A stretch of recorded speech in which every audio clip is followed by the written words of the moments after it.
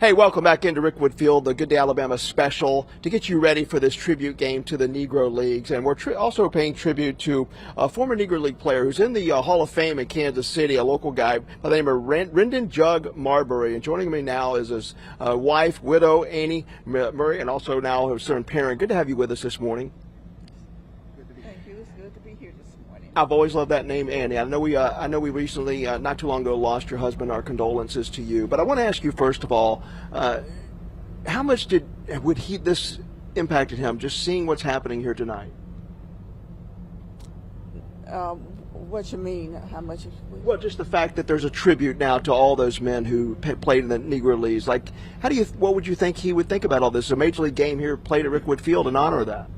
He would love it because he always dreamed of something like this would happen with the Negro League, because all of the young players, they played so hard, and during that time they had a hard time. It wasn't as easy as it is now.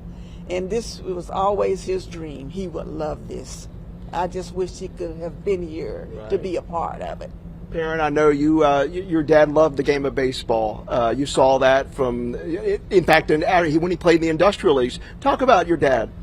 Well, he loved baseball. You know, baseball was a big part of his life.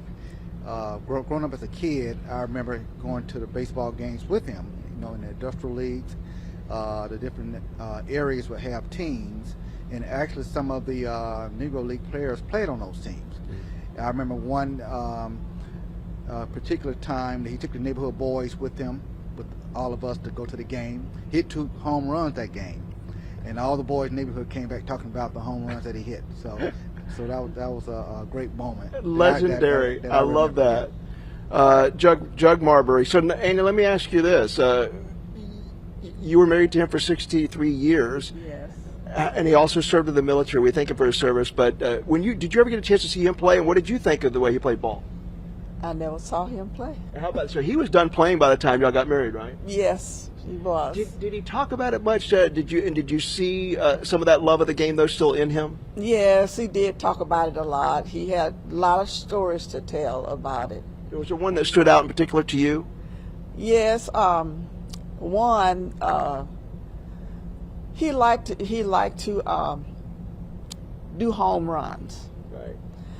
And he was telling me about the one that he hit the ball so hard it went out of the stadium, over the fence, into the trees, and knocked some of the limbs off the trees. That's just how hard he could hit.